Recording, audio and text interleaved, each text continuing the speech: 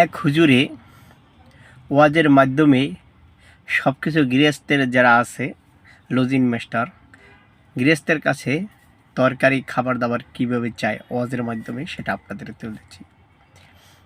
তাকে খাবার দেওয়া হলো, এখন তাকে লবণ দেওয়া হয় নাই, এখন লবণের জন্য ডাক দিতেছে কি বলে, আমন তোরা কই গেলি একটু নুন আয়। আবার ছাত্রী সেও অনেক চালাক এবং চালু, সেও আবার একটু সুরে বলতেছে, ও হুজুর মায়ে গরু বানতে গেছে, নুনের বইয়ন কই মুই জানি না।